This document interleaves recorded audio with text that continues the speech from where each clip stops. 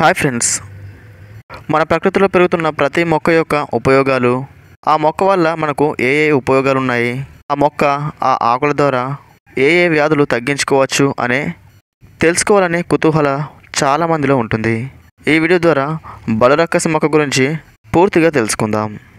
ఎక్కడైనా బోడి భూముల్లో, దుబ్బ ప్రాంతంలో, ఎక్కువగా మొరం భూమి ప్రాంతంలో ఈ బలురక్కసి మొక్క పెరుగుతూ ఉంటుంది. ఈ మొక్క విపరీతమైన ముళ్ళతో పెరిగి అందమైన పసుపు రంగులో ఉండే పువ్వులను కలిగి ఉంటుంది. కొద్ది రోజుల తర్వాత ఆ పువ్వులు కాయలుగా మారుతాయి. ఆ కాయల్లోంచి విత్తనాలు వందల సంఖ్యలో బయటపడతాయి. ఆ విత్తనాలు చూడడానికి సేమ్ ఆవాల గింజ వలె ఉంటాయి. ఈ మొక్కని ఒక్కో ప్రాంతంలో ఒక్కో విధంగా పిలుస్తూ ఉంటారు. కొన్ని ప్రాంతాల్లో బలురక్కసి అంటే, మరికొంత ప్రాంతాలలో జర్రిపోతు మొక్క అని, ముళ్ళపుచ్చ అని, బ్రహ్మదండి అని, ఇలా కొన్ని ప్రాంతాలలో కొన్ని పేర్లతో పిలుస్తూ ఉంటారు. ఇది తెలంగాణ మరియు ఆంధ్ర ప్రాంతాలలో విరివిగా కనిపించే మొక్క. ఈ బలురక్కసి మొక్క యొక్క విత్తనాలు ఆవాలను పోలి ఉండడం వల్ల ఈ విత్తనాలని ఆవాలలో కల్తీ చేయడం జరుగుతుంది.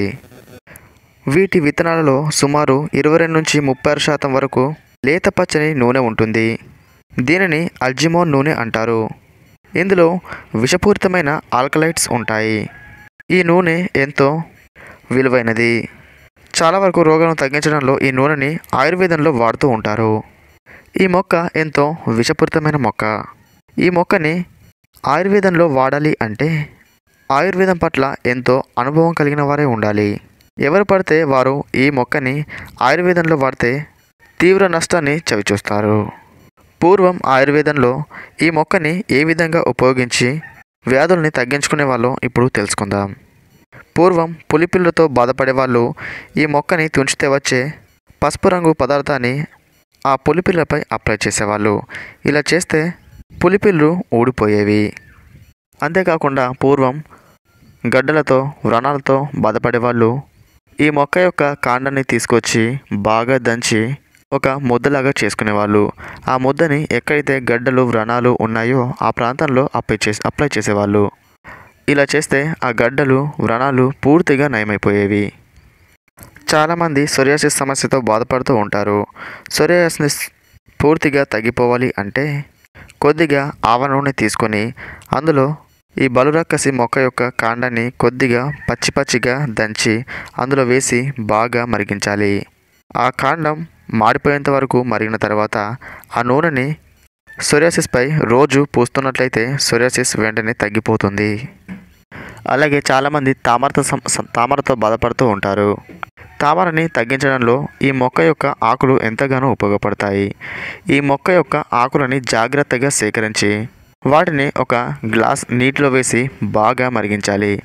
ఆ గ్లాస్ నీరు కాస్త అర గ్లాస్ అయ్యేంత వరకు మరిగిన తర్వాత ఆ ఆకులను తీసేసి ఆ నీరు చల్లారిన తర్వాత ఆ నీరుతో తామరని రోజు కడుగుతున్నట్లయితే తామర పూర్తిగా తగ్గిపోతుంది.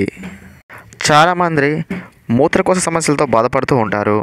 మూత్ర సంబంధమైన వ్యాధులతో బాధపడే వాళ్ళు ఈ మొక్క యొక్క వేళ్ళని తీసుకొచ్చి వాటిని బాగా దంచి నీటిలో వేసి బాగా మరిగించాలి. లీటర్ నీటిలో వేస్తే ఆ లీటర్ నీరు కాస్త అర లీటర్ అయ్యేంత వరకు బాగా మరిగిన తర్వాత ఆ వేళ్ళని తీసివేసి వడగట్టుకొని ఆ నీటిని రోజు పరిగడుపున తాగుతున్నట్లయితే మూత్రకోశ సంబంధమైన అన్ని వ్యాధులు పూర్తిగా తగ్గిపోతాయి. ఇప్పుడు చెప్పిన ఈ చిట్కాలు మీరు పాటించాలి అంటే ఆయుర్వేద నిపుణుల సమక్షంలో మాత్రమే వీటిని ఉపయోగించండి. ఒంటరిగా మాత్రం ఈ మొక్కను మీరు ముట్టుకోకండి. ఈ వీడియో మీకు నచ్చితే ఈ వీడియోని లైక్ చేసి షేర్ చేయండి. మరిన్ని ఇలాంటి వీడియోల కోసం ఈ ఛానల్ని సబ్స్క్రైబ్ చేసుకోండి.